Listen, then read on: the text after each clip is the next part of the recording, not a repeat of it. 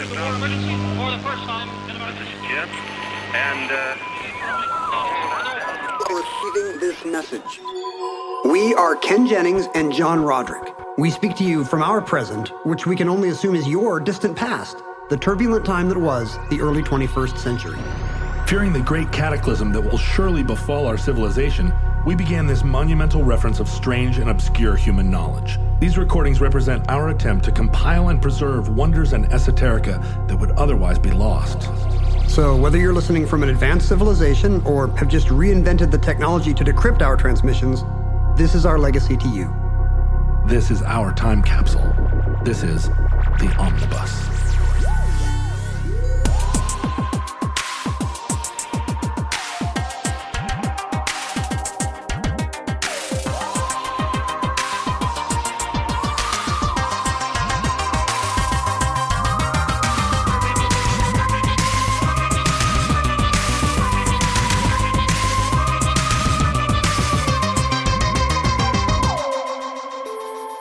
You have accessed entry 510.1K0609, certificate number 49729. The Futuro House. I press this thing for meals, and hi-fi music comes out of the garbage disposal. I never know what's going to come out. Did I say that right? Futuro. I said it like Arturo. Futuro. The problem is if you say Futuro, it sounds like you're saying, I want to eat a few churros. And I don't want to eat a few churros. I want to eat many churros. I don't want to eat any churros. Few would not be enough for my churro appetite. Well, how would you pronounce Futuro if you were Finnish? That's an interesting question. How do the Finns pronounce Futuro? You'd think there wouldn't be that ch. That's just a Futuro. That's just a weird. Futuro. That's a weird English-only artifact, I would think. The lack of NECH in FUTU. And we're just putting it in like furniture. Futuro. In fact, where does that come from? Futuro. Where does that come from? I don't know. Sure. Well, I mean, it's one of those things where like you would half of our listeners are yelling at me for pronouncing it wrong. I mean, nature and picture and all those words, really, they should be nature, Mother Nature. Yeah, Mother Nature. Nature. I mean, there is people who say mature instead of mature. I say it. Do you say mature? Sometimes. Please, let's show a little maturity. I think I've said this before, but it just reminds me of like a fifth grade sex ed teacher. That's me. Do you also say puberty? I don't. but I do feel like, the foot in Futura. It's not related to the foot in football. Well, these are from, no, it is not. These are all from Romance language, Latinate roots, which means that they would be imported into Finnish. Right. Which doesn't know what to do with it, but they're all... So I was right when I said Futura. They're all reindeer farmers who wouldn't know what to do with a Futuro house anyway, unless they borrow it. Wrong. They make more cell phones than anywhere else in the world, or at least they used to. Plus beautiful mid-century modern architecture, right? Yeah, we're going to talk about that a lot today, as is foreshadowed by the use of the word house after Futura. So this isn't like a car show. I guessed. We've talked about it already, so I'm not outing you as somebody who now has a vacation cabin. We've got a little weekend place. Little island getaway. It's still unfurnished and unremodeled, and it's probably just a huge disaster and a money pit. Oh, so you haven't? I thought you had a local guy that was up there, like a weird caretaker. We got a weird caretaker hammering away. I don't know if he's like, you're making it sound like he's some hunchbacked Igor type, and I don't believe so. I've been up to the San Juan Islands. I know how those people are. I think he's a nice island guy. The main problem is we need to get rid of island guy. The main problem is we have a salmon canning shack that we inherited. And when I say shack, it's a shed. That's your only problem. It's giant. Yeah, I mean, first world problems, right? Oh, I have too many salmon canning sheds. Does it smell like salmon? No, I don't think it ever got used that much, but it sure is taking up a lot of real estate right in front of the house. So it's got to go. If you're gonna can salmon, you want to be able to see it from the living room. It's the first thing you see when you pull in the driveway. I'll tell you that. But how would you describe the architecture of your little getaway cabin? Sadly, I believe it was built in a dark time for the Galactic Republic. Late 80s, early 90s. Oh, that is a dark time. I thought you were going to say something and I was going to be able to say, no, that's amazing. No, cinder block architecture, that's the best. No, you have a lovely mid-century modern house of a style that maybe was briefly out of style and now could not be more sought after.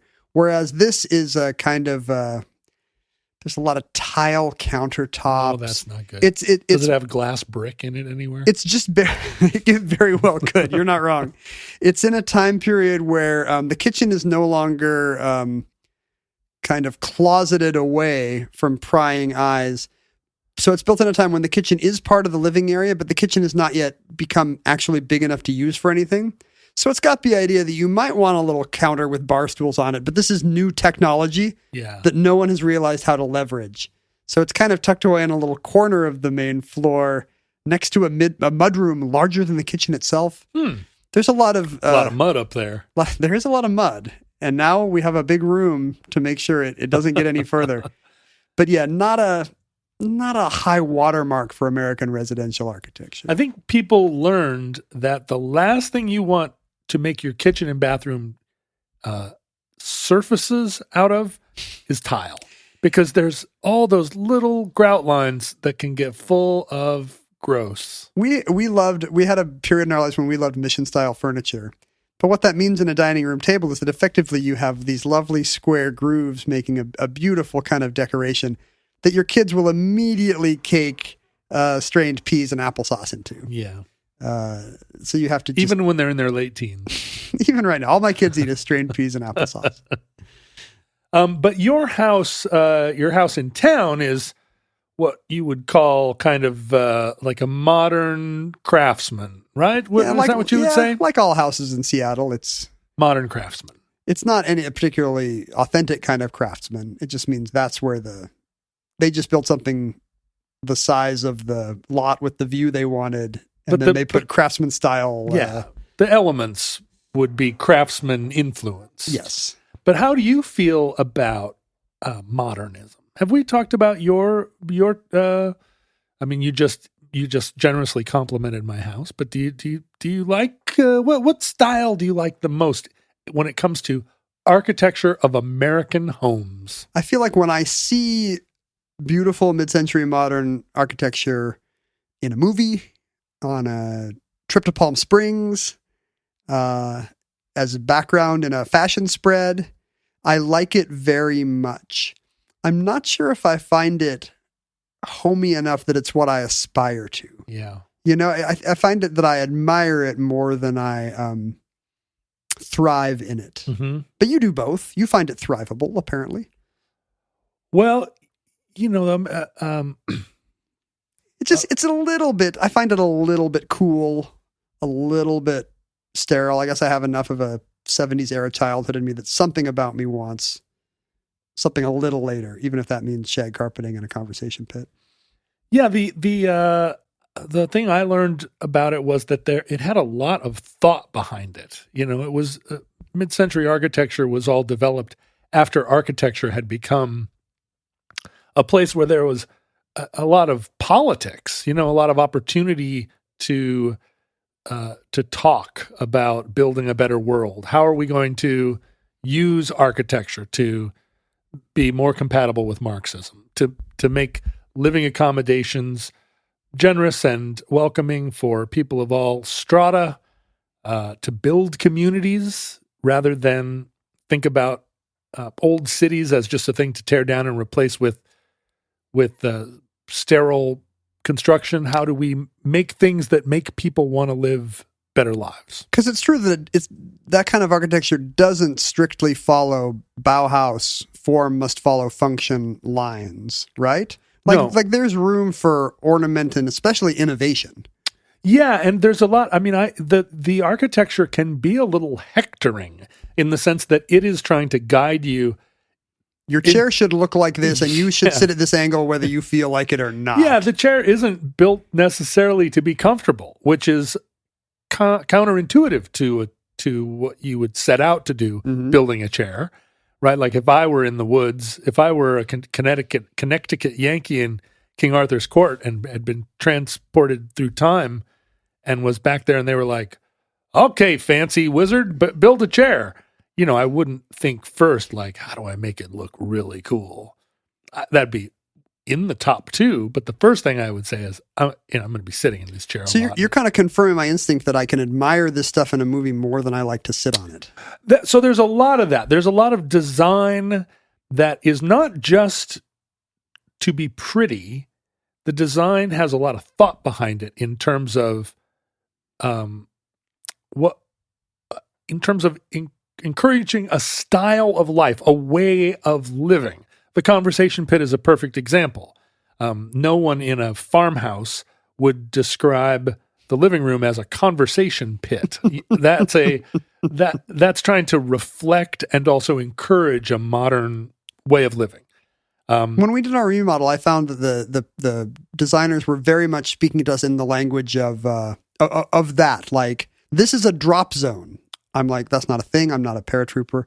No, a drop zone is just something designed so you have a place to plop stuff down. You know, the person will want to have a space there to set the mail, to put their, you know, whatever accumulates there. And then they spoke about the whole house that way. Like, here's the intended use of every nook and cranny of this blueprint. Yeah, I think that's become that was taken from this era, this mid-century era, and now is sort of it's used by everybody in the trades as a way of speaking. But you know, I have found, for instance, in my house, like houses built before a certain time didn't have closets. You were expected to have put in an armoire, and so now there were closets, and just interacting with a closet with a feeling like, wow, this was really, these sliding doors and this whole design of the closet, it was novel. You can tell they haven't mastered it either. Yeah, exactly. It's like the doors are those kind of rickety hanging ones that kind of sway back and forth at the bottom. There's like one single clothes rod. Well, and in my case, my jackets and shirts are wider at the shoulder humble brag. than a closet is meant to contain. And so no closet can contain your masculinity. So when I hang time to step out of the closet. The shirts in the closet, those swinging doors actually bulge out because they can't hold you in. They can't hold in the shirts. It's very frustrating to me that the closet isn't like 3 inches wider on either side. Those doors are no match for flannel. But I discovered that the room dimensions at my house were meant to affect the way you used the room. Like your bedrooms were small because you weren't supposed to do stuff there. Your bedroom wasn't a place that you sat and read all day. It was a place that you slept, and then you got out and moved through the house. The funny thing is that the kitchen is small too, because I assume because of women don't have the prestige to have a nice room. Yeah, well, they want to get out of there as quick as they can. You know, and it's a cozy area, and then the food comes out, and that's where it actually happens. Yeah, and the food comes out through a little door. When dad, it's presentation for dad. Yeah, you know, let's see that roast. So I got interested in the, in all the thinking that went along with the architecture, and you're absolutely right that it's not off-putting. It feels a little bit like your house and your furniture are judging you. They're in charge. Yeah, and you walk in and you're like, oh, I don't want to sit on you, but God, you're so beautiful, and also you cost a lot. So right, there's that too. I really don't. I can't just keep sitting on this old ottoman that I got from my grandmother. I have to. Whereas, Archie Bunker wants a chair he can dominate. Right. He wants to flop into it and push those springs back with his butt. Even a recliner is a chair that you literally tell what to do. Yes. With a button. Up, down. Whereas... those are your two options. You have two options. Whereas this is an era of furniture where the chair guides you to what life should be. But the thinking... around architecture, it wasn't super constrained once the cat was out of the bag. And there were a lot of different directions that architecture went. And in one direction, as a University of Washington graduate, you know that brutalism was very popular there in the late 60s. We've still got to do early brutalism on the 70s, show. and we're going to. I swear to you, this is just another foreshadowing of it. But there was a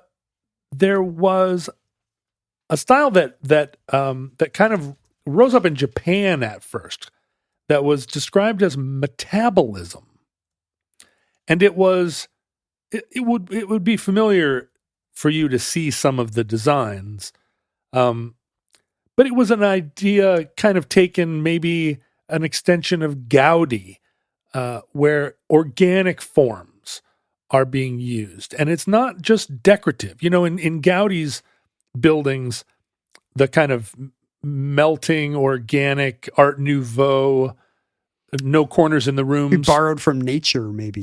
Borrowed from nature, but decorative. Nature, but better. But the inside of a Gaudi apartment that has no flat surface or no corners in the rooms, that doesn't, I guess you could say, at least I don't have to dust the corners, but it's not improving it's not describing a philosophy of living, right? The Sagrada Familia is an incredible accomplishment architecturally, but it's purely ornamental. It's not changing how you worship, right? Whereas metabolism and this mid-century trend toward organic forms was part of a larger idea of integrating construction into cities in a way that allowed us to live more organically. And what that often meant was, how do you solve a problem like Maria? No. How do you kick her out of the convent? How do you solve a problem where you want to build a building for 200 occupants that has to live within a city and within a constrained footprint, but everyone who lives in the building gets some outdoor space, or everyone gets their own bathroom, or everyone has the following amenities, but we're not just going to build a concrete block because we're trying to make it more livable, more like scaled more appropriately. A lot of the old solutions for that are just wrong. You wind up with that big, scary hallway kind of down the middle of the building because all the apartments units have taken the windows. Right. We're not doing it right. No, and there are a lot of challenges in trying to give everybody outdoor space. If you look at the solution that we have here in downtown Seattle, it is a giant skyscraper and everyone gets a 5-foot by 8-foot balcony that kind of looks out over the wind tunnel of a modern city. And compared to the apartment buildings built without balconies, it's kind of nice to be able to open the door and go stand out there on your little poop deck, your crow's nest. It is a weird little thing that only a pigeon should have. Yeah, but it does solve the problem on paper. It's just a question of, is that really what a human wants? Yeah. Right? To stand there and look up and look down, and it's kind of like being on a cruise ship where you walk out on the balcony of your room when you first arrive and you look up and along both sides of the ship and down, and there's all these hundreds of other faces that are just arriving in their rooms and just first looking out like, hello, all my pod friends. And a cruise ship is an interesting example, right? Because each one of those rooms, there are 4 kinds or 6 kinds of rooms available on a cruise ship, and they're all modular. Each one is manufactured. They're not manufactured in situ. They're all manufactured somewhere else and slid into place like connecting blocks. Slid into place. Is that true?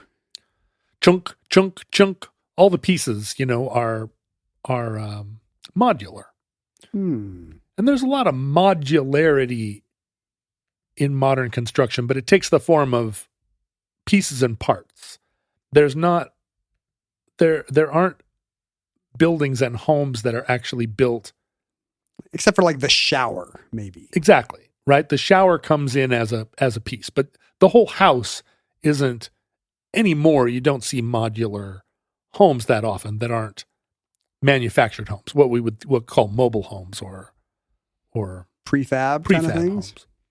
But there was a time when modularity and futurism and organic shapes were combined with a new philosophy of living, and it created some very unique structures for an unfortunately brief period of time.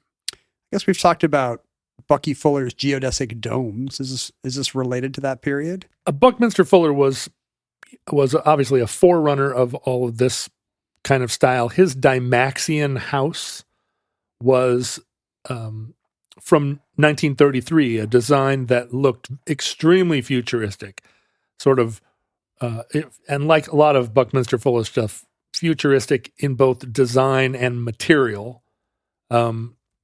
And as we'll see in a minute, influenced by grain silo construction, I think, and influenced by a lot of that pre-war sort of blimp design, science fiction. In fact, the Dymaxion house, although it was never actually manufactured, only 2 prototypes were made. Robert Heinlein actually ordered a Dymaxion house for himself. And he never got it. And he never got it. Yeah, you never want to be the early adopter. I know, never showed up. But the Dymaxion house was an example of an early example of this idea that you could mass produce homes that had everything you need in one, easy to construct modular framework that was kind of based on a modern style, but also, all mod cons. It might look like a Quonset hut, but there is some kind of prescriptive utopianism there, right? That this will make it easier for everybody to have a house. Nobody has to live in a house with old-fashioned stuff or bad this or bad that. That and a lot of practical things, like you want a house that is easy to heat and keep warm, is easy to cool on hot days, is easy to clean. And I think a lot of modernism had this sort of practicality that now when we think of keeping a house warm, I mean, it's still a thing that every house owner kind of has to wrestle with in their way. Like, is my house cold? Is it drafty? Is it warm? But most of those are answered with like, oh, I should get nicer windows or better insulation. It's not like, is my front room shaped wrong? If you had grown up in a house that you heated with coal, it would be, I think, a lot more intriguing to you to be told that this was a house that you could heat with a single light bulb. Yeah. Or heat with your own static electricity as you moved through the rooms. We're too pampered for the advances of modernism. We're like, yeah, we already have that, essentially. We have some cheap offshored version of that. You can get a space heater at Lowe's for, I don't know what, $15, and it almost certainly won't set your house on fire. I mean, the Seattle solution to nobody having air conditioning was just like, well, I'll just get box fans. Everybody will own 4 box fans. How many box fans do you own? I actually don't own any anymore. Yeah. I still have an attic full of them. I still sleep with white noise machines on because it reminds me of the box fans of childhood. Yeah, right. My daughter has to have a fan to sleep. Very soothing. A lot of us will remember one of the more striking examples of this metabolism architecture was only just demolished this year. Oh no! The Nakagin Capsule Tower in Japan, which was designed by Kisha Kurokawa, and if you look at the Capsule Tower, this is one of those episodes of Omnibus that I really want to just have it be a slideshow, because there's so much of it that is inspiring, and you can only really get inspired by looking at it. So if you're interested, futurelings, go Google some of these buildings because you'll recognize them, and also they're stunning. Omnibus is like podcasting about architecture. But the capsule tower was, a skyscraper built around a central core where each of the little living pods had a giant fishbowl window, and they really were snapped into place. In kind of artfully asymmetric fashion. So Right. it looks a bit like a Lego creation of some kind. It's great. Yeah, sort of a fractal. Yeah. Uh, Like Tetris. and the living spaces were small, but completely and not in the kind of you slide into a coffin style of Japanese railroad station hotel, but a very livable environment with everything you need kind of built into the structure, but small enough that they were originally thought of primarily as like bachelor apartments. Yeah. And this is a new way of we like a lot of things in the last 15 to 20 years, we feel like we've reinvented the idea of a tiny house or, super efficiency apartments in cities. But in fact, this was a way of thinking all the way back to the post-war environment. Tokyo was a demolished city, and in rebuilding it, the thinking was, why not? Space efficient. Yeah, but also like, let's push the boundaries. How do we want to live in this kind of world if we don't? And I think Also, the sizes of the tiny houses today are probably pretty close to what our grandparents might have considered regular houses. Well, tiny houses and modular apartments. I don't know if you've ever been in one of those super efficiency micro apartments. Well, that's what we call them now, micro apartments. In Seattle, there are all these zoning issues about builders wanting to put in micro apartments on a plot of land that used to have a single family home. And in some cases, they have 20 apartments in them, all of them really just a bed, a little microwave kitchenette. In some cases, the bathroom's down the hall, even, like a single room occupancy type space. Yeah, a lot of them have shared bathrooms, I think. But they're very popular with young people who are moving to the city and don't have a ton of money, want their own private place, but intend to spend all of their time out in the world. It is a philosophy of living as much as it is. But it's also been foisted on them by real estate prices.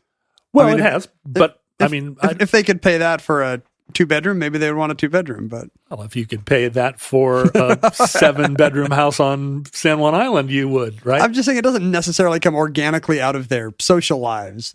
No, but it is a philosophy of life that takes into consideration the modern world, right? If you were living in a bombed out Tokyo, you might want a 7-bedroom home too. But it's a question of how are you going to live within the constraints of modernity? Mm-hmm. And a lot of young people try and solve that problem, or the expectation would be that there'd be 7 of them living in a house together.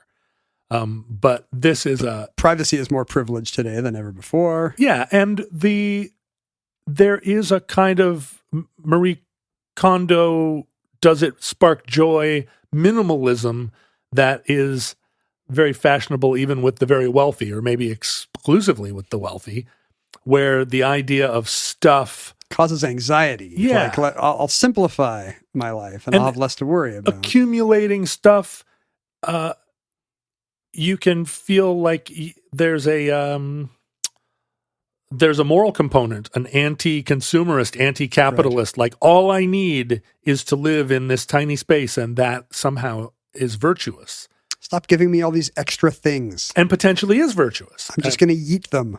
If your primary concern is climate change, you should be living in a tiny space, and you should be not collecting tons of stuff and spending a bunch of money on heating to keep, as I do, 5 bedrooms warm for all of the red ghosts that live with you. The shocking graph you see is how many clothes, how many outfits people buy compared to 10, 20, 50 years ago. Yeah. And it's insane. Yeah. Like the dawn of kind of this fast fashion, cheap sweatshop kind of stuff just means everybody buys 10 times the clothes that they need. I was talking to a friend the other day who said that she'd gone through all her stuff and she was getting rid of a bunch of stuff, and she'd given away 15 pairs of jeans. And I was like, wow, awesome. Congratulations. How many pairs of jeans do you have left? And she was like, fewer than 30. And I was like, you used to have 45 pairs of jeans? She's like, well, every pair was different. Yeah, I'm a 3 jeans guy checking in here. Yeah, I mean, I just wear jeans until they fall off me, and then I get another pair of jeans. And Probably the jeans get worse and worse. Probably of the same one, yeah. Yes.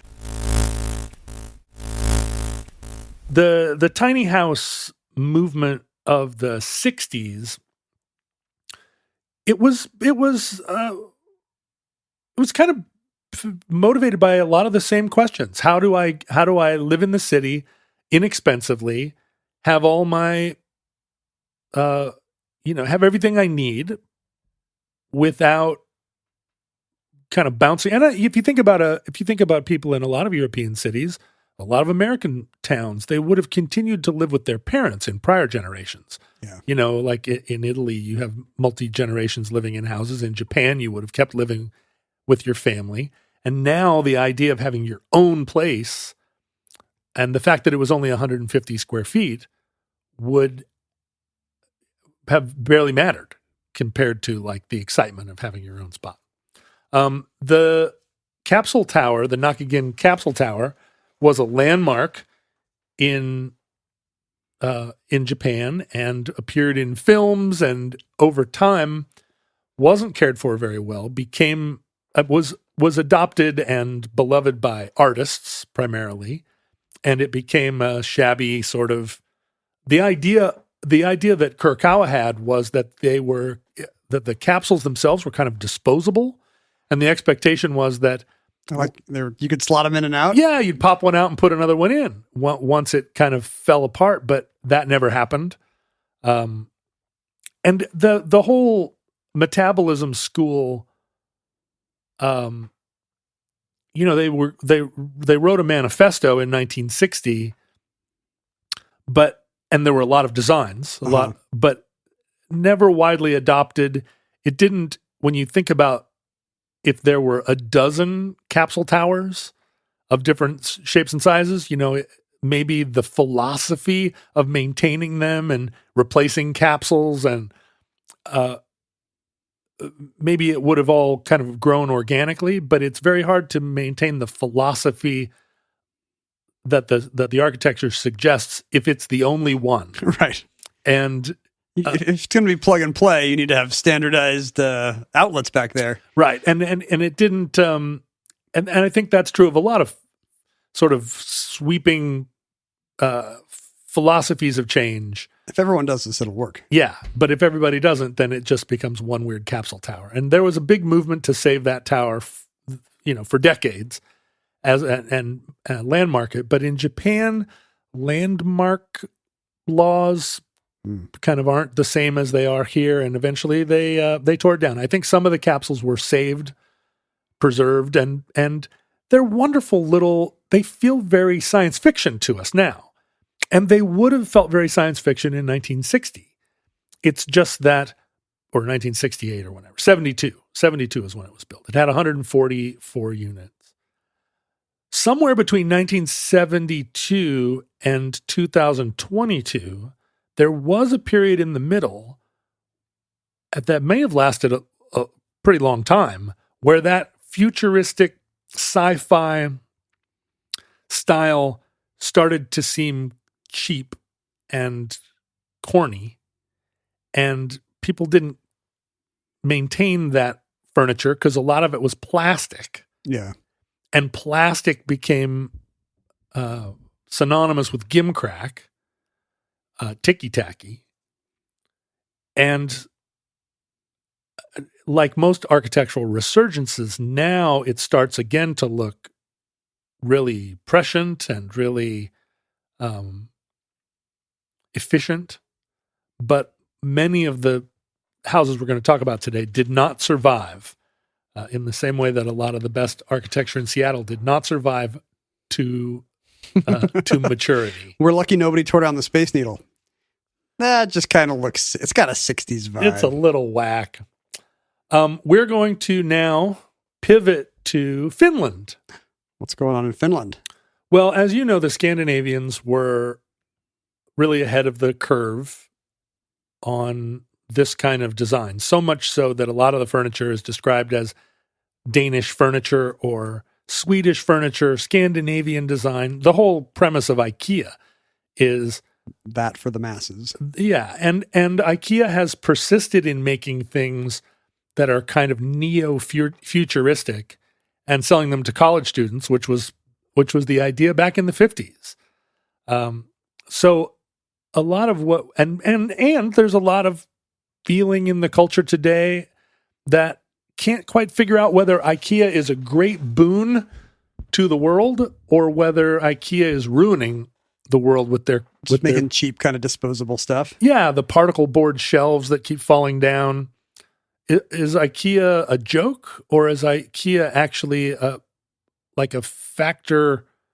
positive factor in a kind of social democracy where nice-ish things are available to a lot of people? Right. And in order for them to be available to a lot of people, they have to be nice-ish, but they're still nicer, and also are imbued with a spirit of design. They should have the ability to have some of the style and design. Yeah. If you go into those little mocked up apartments in IKEA showrooms, it's very easy to stand in the middle of one and go, I don't need any more space than this. If I just lived in this is a little kitchen, a little bathroom, a room. It's got a little fur blanket. I feel like in general, the IKEA furniture we've gone through has held up pretty well. It's done the shelving stuff it was supposed to, the kids' desks or whatever it was. The table we are recording this show upon was in the IKEA dinged up bargain section. And I was walking through I always go through the bargain section. I was walking through there and there was this giant table.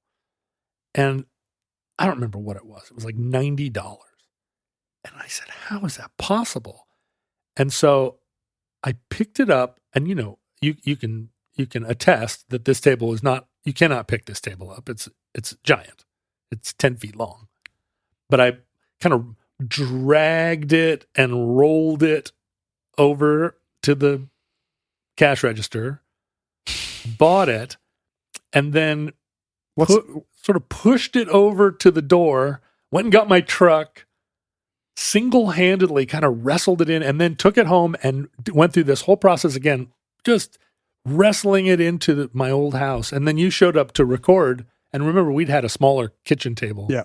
And then all of a sudden there was this massive... I didn't realize. So this table has a name. What's its name? Glibglorb. Gleeplop. Gleeplop. I'm not sure. They probably don't make it anymore. It's really a big table. You need a big room for it. But so Finland, although Norway, Sweden, and Denmark get all the credit because the Finns are an entirely separate people, utterly... Not even Scandinavian, strictly speaking. Utterly unlike anyone else except Estonians, Hungarians, and Japanese. Finland also a country very interested in technology and futurism, and was ever since the end of the war. I think their position, sandwiched between the Nazis and the commies. Yeah, what turned out so many famous Finnish architects in the 40s and 50s? Is it maybe a tradition dating back to the Bauhaus? I don't know. A lot of them graduated from the Helsinki University of Technology, like the hero HUT. of our story today, Matti Suronen. And that's not a Dune name, although Suronen, I think. There's two U's, so Suronen. Speaking of minimalism, Suronen. Maybe get rid of a U. Yeah, right.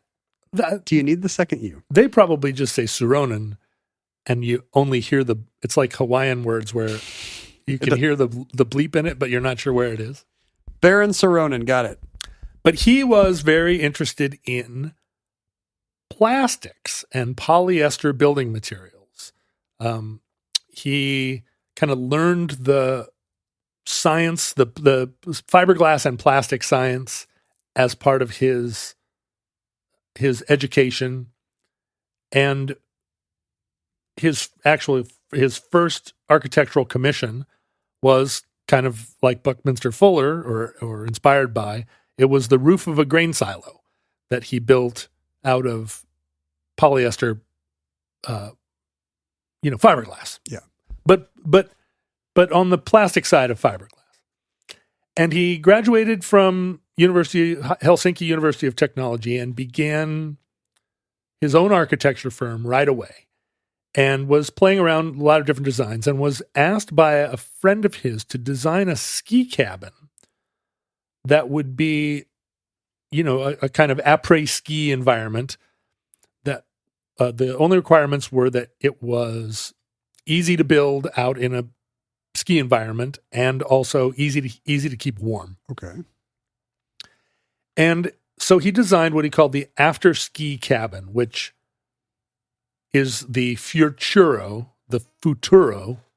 of our show. It started out as a little ski lodge place. A little ski lodge. It was basically 16 pieces bolted together into a UFO shape.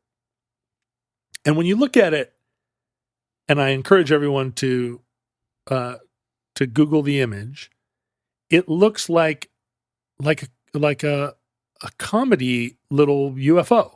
It looks like, I think that the escape pod that Roger Moore got into at the end of The Spy Who Loved Me, yeah, is modeled on the Suronin Futuro. The elliptical windows, especially mirroring the shape of the pod itself, really kind of lend it that. Just looks like one of the little aliens from Toy Story. Yeah, that's right. And the elliptical windows are both super cute and also. Are they practical on any level?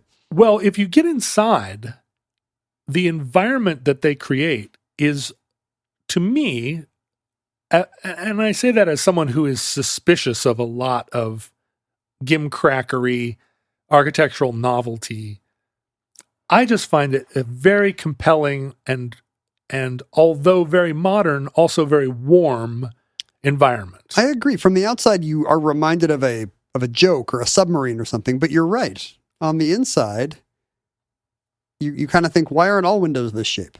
Yeah, and the naturally curved nature of the structure itself, if you put square windows in it, it would look weird. Yeah. But the oval windows make the roundness of everything also kind of and the furnishings inside are all built in, so it is effectively a conversation pit. A whole half of it is just a wraparound couch with the fireplace in the middle, or the heating in the middle. Was it all kind of pre-furnished with the same? Yeah. Well, you could order it different ways, but yeah, the furniture was, and this is true of a lot of this style of architecture. It's built-in furniture. Yeah. That's how to maximize the utility of the space. You never have to vacuum under anything if there's no under it. That's right. And you don't, having one of those efficiency apartments on Capitol Hill and bringing your grandmother's brass bed in there is not, it's all got to work together, right? I just had to move my son's bed into a college apartment not big enough for it, but that didn't trouble him. No, of course not. You can't open the closet door all the way. I mean, Finnish architects would be rolling over in their grave, but he wanted his bed. Well, so he designed and built this Futuro number 1, or rather 001, serial number 001, and installed it as a vacation cabin on a Finnish lake. And it immediately inspired tremendous outcry from the neighbors. They hated it. Hated it. Because they had in mind what a Finnish vacation cabin looked like. And it had rusticity, and it had classic lines, and it was part of the aesthetic, and again, presumably an ethos of what it meant to be on vacation at a Finnish lake. And it did not mean. But none of that is innate. It's not like the squares and triangles of a wooden cabin of any kind fit in with nature in some way that this weird yellow ellipse does not. Well, it may surprise you to learn that people complain about things without a ton of justification. And in this case, they complained enough that it became it was a little bit of a, it was a considerable controversy whether or not these buildings would be allowed. And the wonderful thing about them is that these 16 pieces bolted together, a team of 2 could build one of these houses in 3 days. IKEA. All they needed was One Allen wrench. That's right. One Allen wrench that you had to share, and your knuckles would be all screwed up. But all it needed was 4 concrete piers, and you could put it anywhere. You could put it on the side of a hill because it stood on legs like a little UFO. Yeah. So depending on the slope of the hill, you could adjust the legs. Yeah, to you make could it. put it in a wetland. You could put it anywhere that you could put 4 legs. Yeah, there's no foundation. And so he took one to London and displayed in 1968. Displayed it at a Finnish housing, Finnish home supply kind of exhibition, design showcase, and it created quite a stir. People were excited by it, and if you think about 1968, now we're in peak swinging London. There's a lot of plastic. There's a lot of velvet suits, and this would be the time for it. The unexpected artificiality and color palette of it is actually perfect for the moment. Right. And so he contracted with a company called Polychem, which was famous for making, or not maybe even famous, but was known for making advertising signs.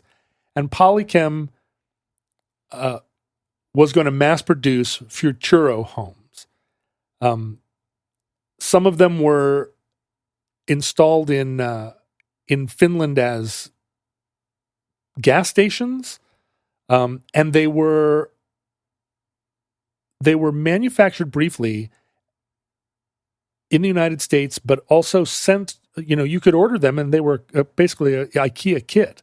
They were sent around the world, but sent around the world in extremely few numbers. If you look at a list of the places where there are Futuro homes now, it's quite a long list of countries.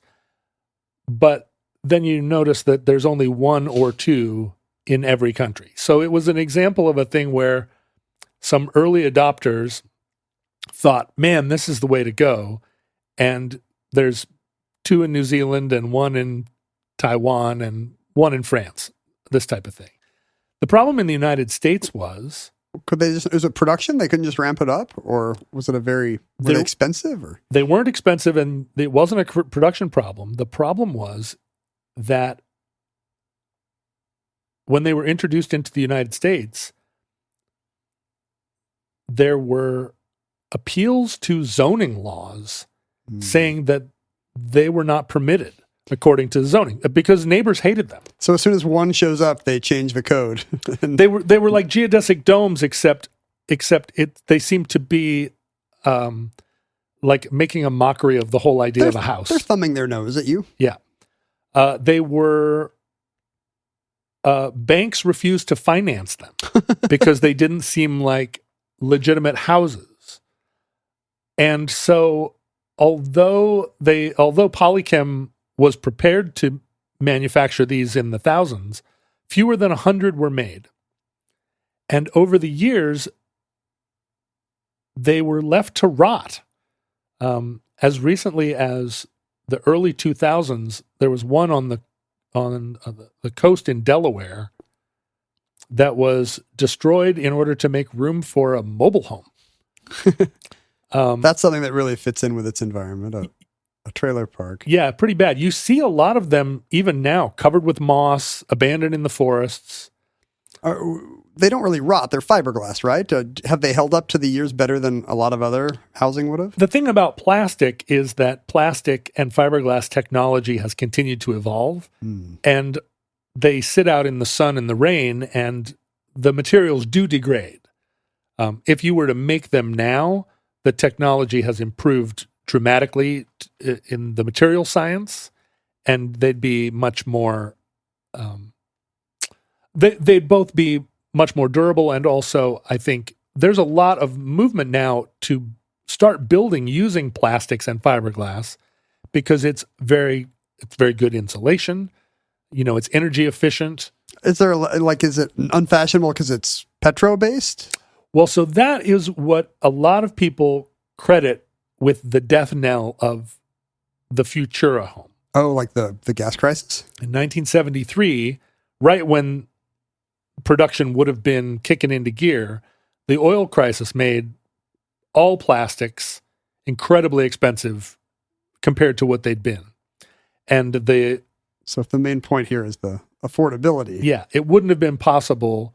And plastic, as a result, kind of fell out of fashion. And the market collapsed. What's interesting is that Suronen took his idea and expanded the concept to a new style of house called the Venturo, which is, to my eye, an even cooler, even better modular little vacation tiny home. This is really good. It only has 7 pieces. It looks like a clock radio. I love It does. this. It looks like a clock radio. It's, walls of windows. And when I look at them now, I mean, if you go on Dwell, the hilarious website that we always merry laugh toward, there are so many modern backyard tiny homes being designed using a lot of these stylistic cues, a lot of the same materials, but all kind of not as cool and not as well done as the Venturo house. It's just been downhill since the 70s. Well, no, I think for 40 years, nobody did that at all. They just built cookie cutter homes in the suburbs that were 5 feet from each other. But now that tiny homes are back, not just as a style, but as a philosophy, modern architects are trying to build these little 200 square foot houses.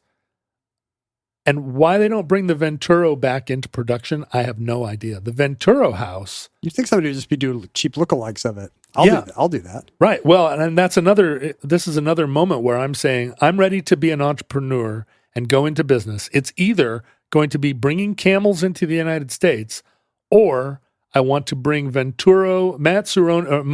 Suronen's Venturo houses back into production, because you could create an entire community out of them, and I think people would be extremely happy to live there. I kind of wonder what it would look like at scale. You see all these things posed just at the side of a gorgeous lake, and of course it's fun to have like a house that looks like a Tic Tac next to a gorgeous lake. Would there be some kind of Stepford effect if you just had a Levittown full of these? Well, I think, like a lot of modern architecture, it is built with an idea of how is it going to interact with its environment. And I think, if I think about a community of 50 Venturo homes, one of the things would be you would have this plot of land that was landscaped with a lot of trees. You would situate the homes in ways that you weren't all looking right into each other's bedrooms. They're not all lined up. I mean, this is the problem with a Levittown and with a lot of subdivisions, is just that the houses are all, they're all designed around the garage, and they're slammed up against each other. You could take these little pods and move them to the middle of a lot that size, and you still have a lot more room. Yeah. Right. Or you could put 50 of them somewhere and move them just enough that you couldn't look into each other's windows, right? You just put each other at a slightly organic angle. A lot of that was found an expression in a giant, and we could talk all day about some of these communities built in Europe, where a sort of public housing project is also meant to be to interact with nature and to give you not just a box to live in, but a key one was built in Quebec for Expo 67, and it's a very large complex called the Habitat. Well, it's called Habitat, but also known as Habitat 67. It was designed by a Canadian-Israeli architect named Moshe Safdie, and he actually used Legos as part of his, or rather, used Lego as part of his design process to build this building. Oh, it's not made of Legos, but the prototypes would be. Yeah. He sat with Legos and basically designed this housing structure. And if you look at Habitat 67, you can see it. It's the Japanese blocks tower pushed to its design extreme. But what every one of those apartments has is an outdoor space and privacy, but also is part of this organic unfolding community. And one of the disadvantages of Habitat 67 is it's built in a part of Montreal that's not really accessible to the rest of the city. If you were to do this properly, you would screw up Utopia if the light rail doesn't work. Exactly. You'd have to build this and many others like it in a location that interacted with each other. You don't want to just go out to have to drive your car out to this. But the building itself is very successful, and I think it has been converted into there's a homeowners association, and all those apartments now have been sold to the owners, and so it's a collective community of people. Nice. But sadly, the Futuro suffered even more from the oil crisis. Only 9 of them survive to the present day. But they're pricey. Yeah, well, there's actually a company that recently took one of the Futuros and restored it to its, factory fresh condition and sold it, and I think got all the money for it. There's nothing. All the plans for these are if not public domain, certainly they're on the web because I looked at all the blueprints. It certainly seems like you could maybe build one from scratch based on those designs or similar. If I were a billionaire, for instance, who had all the money in the world, rather than buy a social media white elephant, I would have started pumping these out by the tens of thousands. Talk about being a hero of the people. What a legacy you'd have. I know. They'd call them rod pods. They'd call them rod pods. And now maybe it's not too late. Womp, womp, womp. Another example of this, and this only recently, this kind of similar tragedy. I told you about going to Molokai last year, and there was a whole resort that had been built there and was just completely abandoned. For decades. Yeah. And it was, and it looked from a distance like, wow, this is a beautiful Hawaiian resort. And then you got there and it's like, this is full of red ghosts. There are so many lost camels with dead people tied to their backs wandering around here. Another example of that is in Taipei, or outside of Taipei in Taiwan. A vacation community construction was begun on a sort of a whole vacation hotel complex. It's known as the Sanzi UFO houses. And they're very much modeled on the idea of some cross between Futuro and Venturo, but in 2- and 3-story buildings. How does it work? You kind of stack them? Yeah, stack them. And I mean, if you look at them, the Sanzi UFO houses, it was a similar kind of we're going to make space age cool, and we're going to put it in this beautiful native environment, and it's going to be the coolest thing in the world. Unfortunately, and they started working on them in about 1978, so post the worst of the energy crisis, maybe the last minute before 80s architectural glitz and glam relegated this sort of Playboy magazine era plastic UFO house to at least the dustbin for 40 years. They're not playfully staggered like the Japanese or the Quebecois examples we looked at. They really are just kind of stacked, which gives it kind of a fun industrial kind of vibe. Yeah, it feels like a Mars colony. You live in a water tower or something. Well, I mean, you're talking about the difference between Taiwan and Montreal. That's true. Unfortunately, they started building them in 1978, and apparently in expanding the access road to the site, they, I guess, needed to bisect a dragon, like a dragon line, ancient dragon line of some kind, Like kind of an imaginary chi path. I don't want to say imaginary, but Let's call it a chi path. metaphorical chi path of some kind. The feng shui. And that was so inauspicious that over the course of the 2-year construction project, there were enough freak car accidents and suicides just among the construction crew that, in combination with, I think, some other economic factors, caused them to never complete the project.